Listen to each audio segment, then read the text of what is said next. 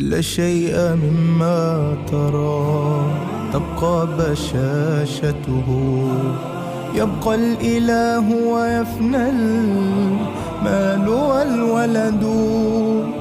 لم تغن عن هرمز يوما خزائنه، والخلد قد حاولت عاد فما خلدوا. أين الملوك التي كانت لعزتها من كل باب إليها وافد يفد؟ انظر لمن ملك الدنيا بأجمعها، هل راح منها بغير القطن والكفن؟ هر که روی زمین است دستخوش مرگ و فناست و این خدای با جلال و عظمت است که باقی میماند. همه طعم مرگ را میچشند و شما پاداش خود را به طور کامل در روز قیامت خواهید گرفت. پس آنها که از اطراف آتش دور شدند و به بهشت وارد گشتند نجات یافته و به سعادت نائل شدند و زندگی دنیا چیزی جز مایه فریب نیست. حال و هوای مردگان چگونه است؟ در احکام مختلف غسل و کفن و نماز میت بارها صحبت کردیم. ولی هنوز مسائلی مربوط به شخص متوفی بعد از مرگش وجود دارد. غسل میت را ذکر کردیم. همه مردگان غسل می شوند، حتی آنهایی که با غرق شدن در آب فوت شده باشند. آنها نیز می بایست غسل شوند. زیرا غسل کردن تنها از بین بردن نجاست و یا تمیزی نیست، بلکه عبادتی است برای تقرب به خدا. همانطوری که اگر شخصی به نماز جمعه برود، حتی اگر جسمش تمیز بود، باید خودش را بشوید، حتی اگر بگوید تن من تمیز است. اگر جسم تو هم تمیز باشد، ولی این عبادت محسوب می شود که حتی قبل از نماز خودت را بشویی. شخص متوفی نیز حق دارد قبل از کفن و دفن غسل شود و برایش نماز خوانده شود. اگر از نماز جا بمانید، ما قبلا در مورد نماز میت بسیار صحبت کردیم و به آن پرداختیم که باید تکبیر گفته شود.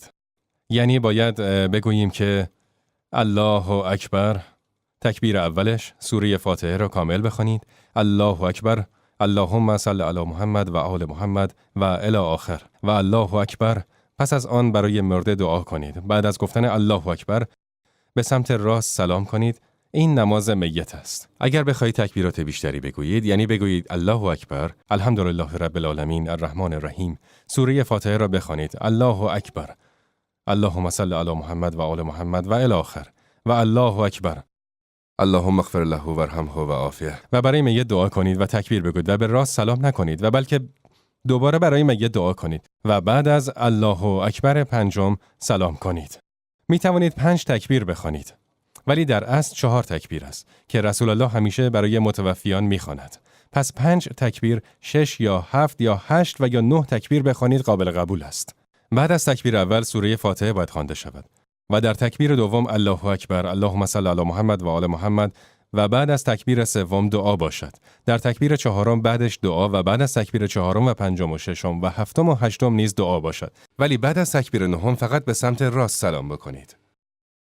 اگر کسی از نماز میت جا بماند، به عنوان مثال شخصی بعد از اینکه امام تکبیر گفت الله اکبر، سوره فاتحه را خواند و تمام شد و دوباره الله اکبر اللهم صل علی محمد و آل محمد گفت و برای اقامه نماز پیوست، اینجاست که شخص جا مانده از نماز باید تکبیر گفته و سوره حمد را بخواند، همان زمانی که امام اللهم صل علی محمد و آل محمد میخواند.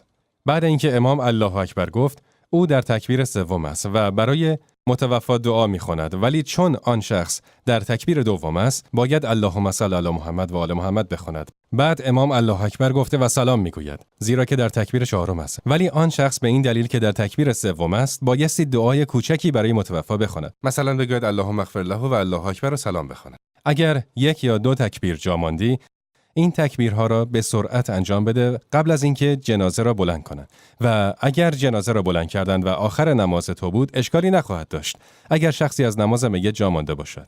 به عنوان مثال ممکن است شخصی در مسافرت باشد و پدرش فوت کند، یا شخصی که دوستش داشته و یا یکی از نزدیکانش باشد. اگر آن شخص دوست داشته باشد که برای متوفی نماز میت بخواند، میتواند بعد از دفن نیز برایش نماز میت را بخواند. روزی رسول الله صلی الله علیه و آله و سلم با صحابه در مسجد نشسته بودند. در آنجا زن سیاه‌پوستی در رفت آمد بود، یعنی به درون مسجد نگاه میکرد و اگر چیزی بر زمین میدید میآمد و برمی‌داشت و به بیرون از مسجد میبرد و آنجا را نظافت میکرد. رسول اکرم صلی الله علیه و آله و سلم کار آن زن را بسیار دوست داشت و ایشان نیز بر تمیز کردن مسجد بسیار تأکید داشتند. مدتی گذشت، پیامبر او را ندید. یکی دو روز گذشته بود که ایشان او را در مسجد ندیده بودند. از اصحابش پرسیدند که آن زن سیاه‌پوست که مسجد را نظافت میکرد کجاست؟ گفتند رسول الله فوت کرده است. پرسید فوت کرده؟ چرا مرا خبر نکردید؟ من امام مسجد هستم که برای متوفیان نماز میخوانم.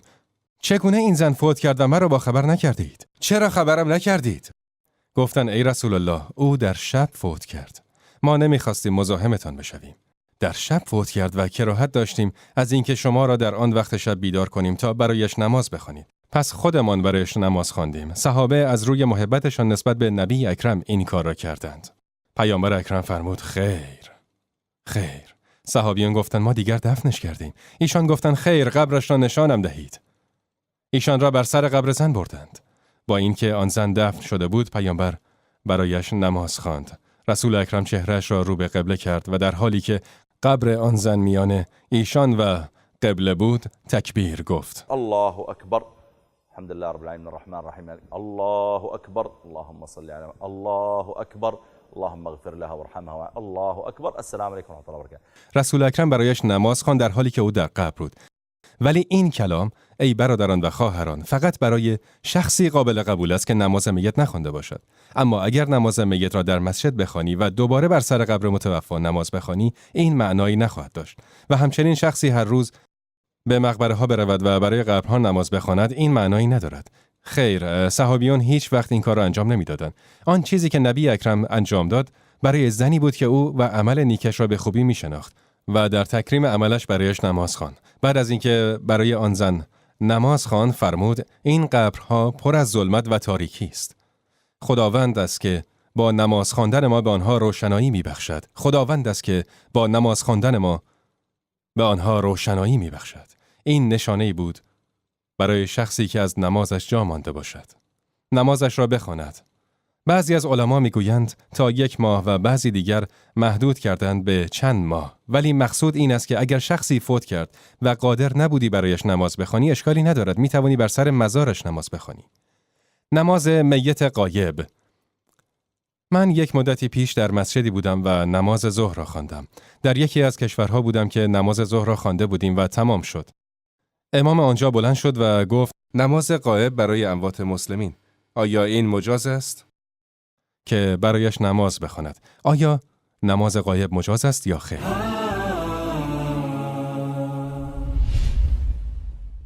نماز برای متوفای غایب. رسول اکرم جز 1 بار برای نجاشی که خداوند از او راضی باشد دیگر این نماز را نخوانده بود. امروز بعضی از مردم به نماز غایب وسعت نظر دارند. همانطوری که من در یکی از کشورها این نماز را خواندم. بعد از اینکه نماز ظهر را خواندیم، امام آنجا ایستاد و گفت نماز میت بخوانیم. پس همه جمع شدند و الله اکبر الله اکبر نماز میت به جا آوردیم. من تصور میکردم آنجا جنازه است، در حالی که چیزی ندیدم، ولی گفتم شاید روبروی امام باشد و از در دیگری جنازه را وارد کردند. پس از اینکه نماز تمام شد پرسیدم متوفی کجاست؟ من جنازه‌ای نمیبینم، زیرا مردم متفرق شدند و جنازه‌ای هم نکردند. پرسیدم جنازه کجاست؟ گفتن این نماز غایب بود برای یکی از مسلمانانی که امروز فوت کرد. آیا این مجاز است؟ آیا رسول اکرم انجامش میداد؟ رسول اکرم بعد از بعثتش با اصحابش 23 سال زندگی کرد. بعد از هجرتش به مدینه اسلام وسعت پیدا کرد و مسلمانان در مکانهای زیادی زندگی می‌کردند. آیا رسول اکرم مثلا هر روز برای یکی از مسلمانانی که فوت می‌کرد نماز می‌خواند؟ اصلش این است که مسلمانی که فوت می‌کنه در میان قومش برایش نماز بخونن. همین که قومش برایش نماز بخونن کافی است، نیازی به دیگران نیست. به همین دلیل است که نبی اکرم صلی الله علیه و آله و سلم برای نجاشی در موقعیت مشخصی نماز خواند. و قصه آن این بود که نجاشی پادشاه حبشه بود و اسمش اسهمه بود. عرصه بر صحابه تنگ آمده بود. آنها شکنجه می شدند. بلال شکنجه می شد. عمار ابن یاسر شکنجه میشد. مادر و پدرش نیز شکنجه میشدند. حتی والدینش نیز زیر شکنجه جان دادند. خباب نیز شکنجه میشد. مجموعه زیادی از صحابه از چپ و راست شکنجه میشدند. گفتند ای رسول خدا جایی پیدا کن که ما به آنجا مهاجرت کنیم.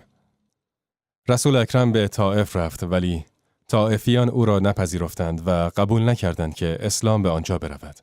نبی اکرم به اصحابش فرمود در حبشه پادشاهی است که به هیچ کس ظلم نکرده.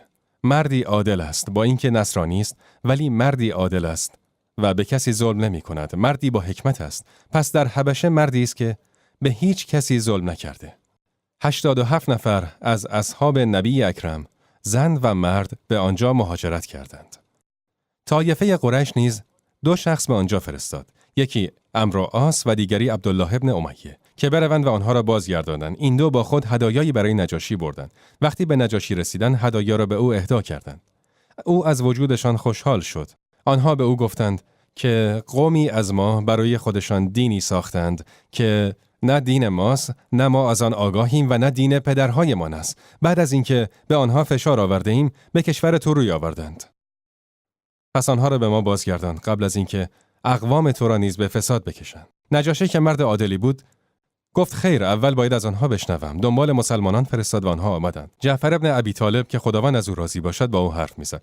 نجاشی پرسید موضوع چیست؟ جعفر گفت خداوند برای ما پیامبری فرستاد که اصل و نسب او را میشناسیم و از صداقتش آگاهیم. گفت ما را به نماز خواندن، ذکر کردن و صله رحم، صداقت و عفاف دعوت می‌کند. نجاشی پرسید از او چه به همراه آورده اید؟ نجاشی منظورش آیه و نشانه‌ای بود. جعفر آیه از اوایل سوره مریم برایش خواند. کافها یا عین صاد ذکر رحمت ربک عبده زکریا اذ نادى ربه نداء خفیا قال رب إني وهن العظم مني واشتعل الرأس شيبا ولم أكن بدعائك رب شقيا. برایش تا جایی تلاوت کرد که نجاشی به گریه افتاد و با عصایش به زمین میزد و گریه میکرد، گرچه عربی نمیدانست. او عربی نمیدانست و با آنها توسط مترجم حرف میزد. با این حال هنگام تلاوت قرآن تحت تأثیر قرار گرفت. پس خداوند آیاتی نازل کرد و چون آنچه را به سوی این پیامبر نازل شده بشنوند، میبینی بر اثر آن حقیقتی که شناختند اشک از چشمایشان سرازیر میشوند.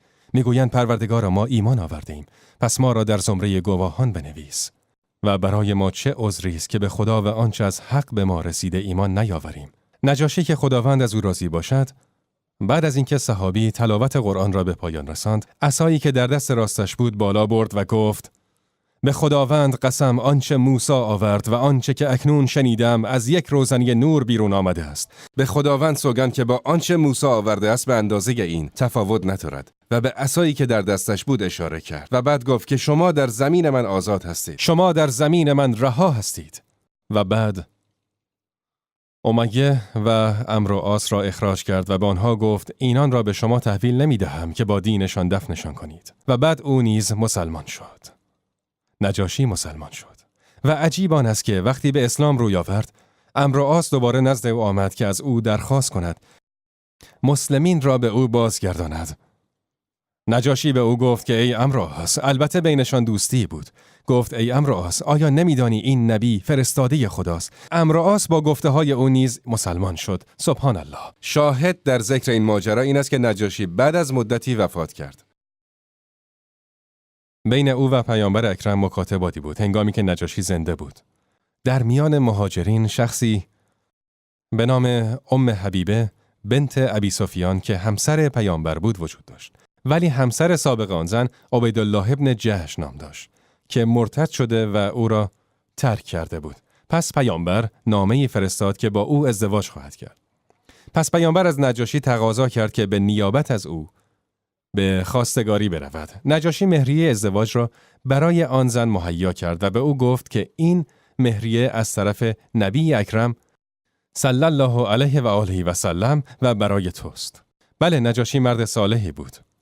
به همین دلیل وقتی نجاشی فوت کرد، نبی اکرم صلی الله علیه و آله و سلم به اصحابش فرمود امروز بنده خدا از همه فوت کرد. بیایید برایش نماز بخوانیم.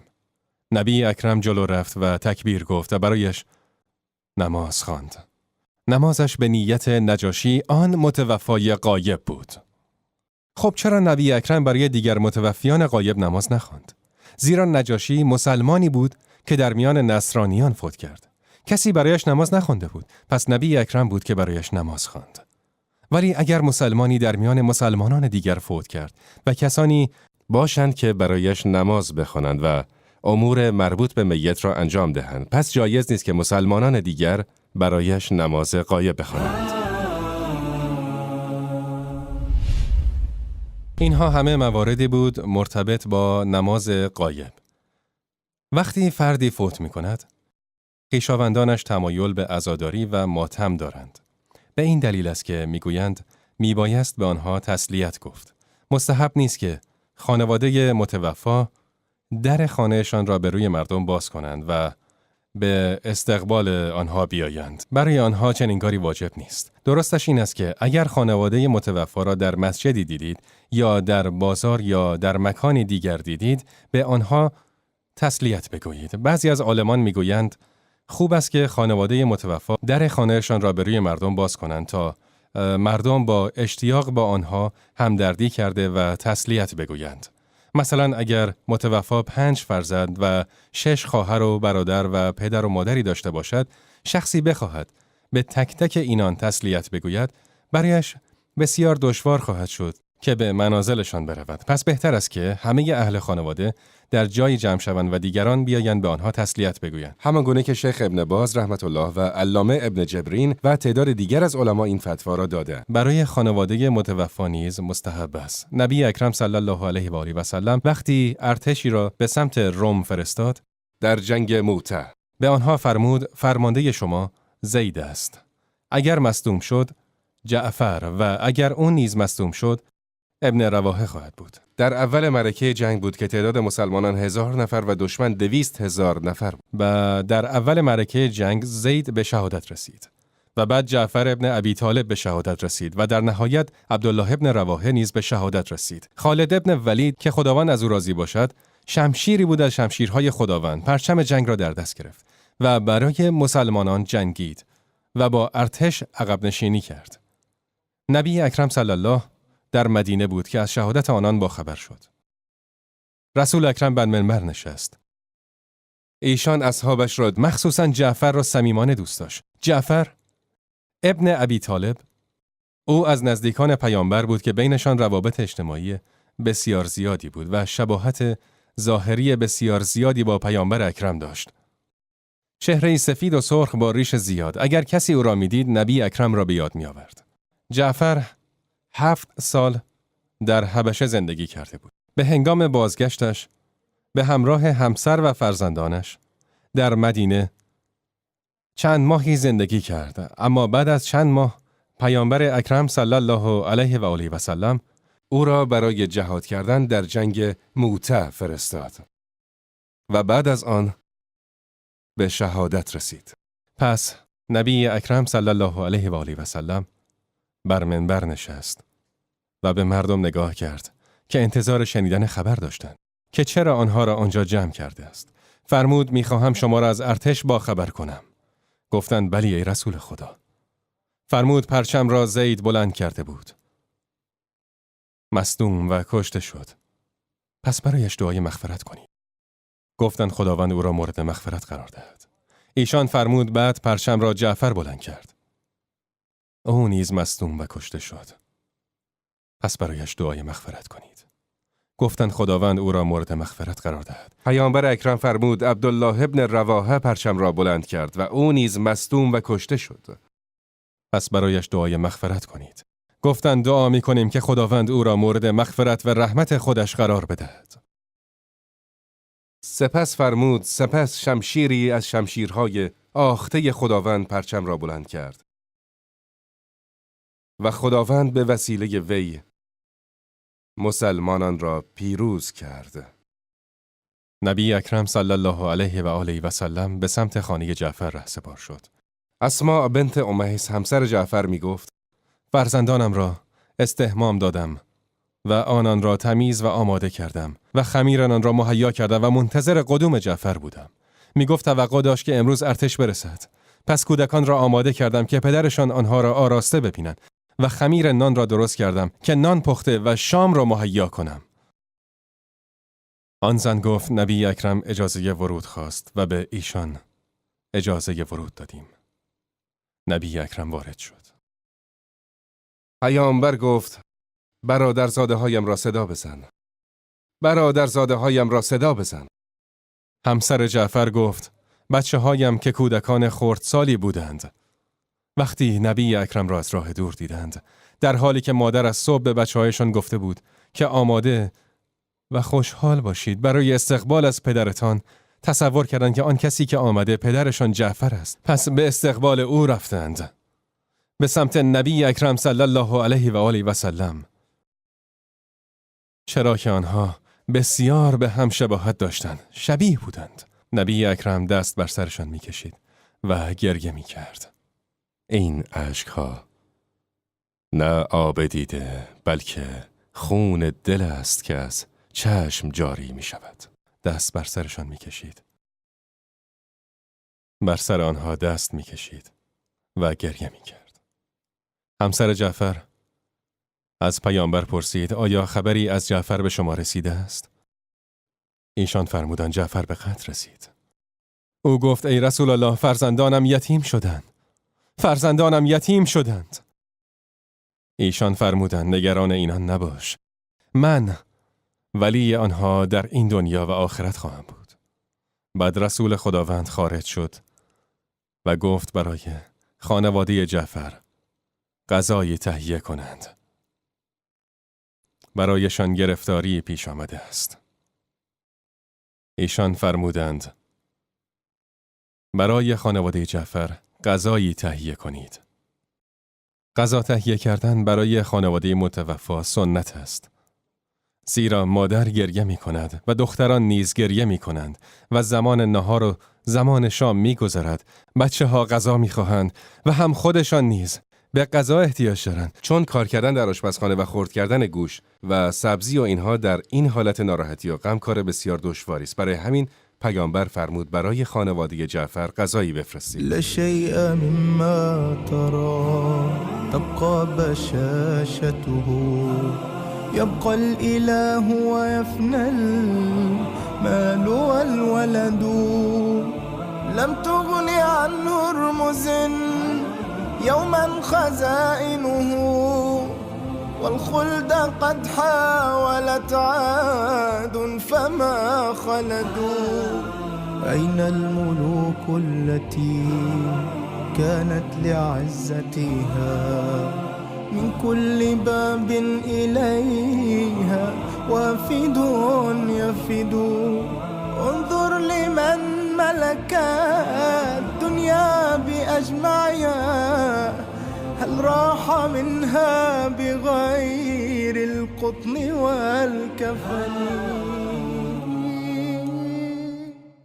لا شيء مما ترى تبقى بشاشته يبقى الإله ويفنى المال والولد لم تغن عنه رمز يوما خزائن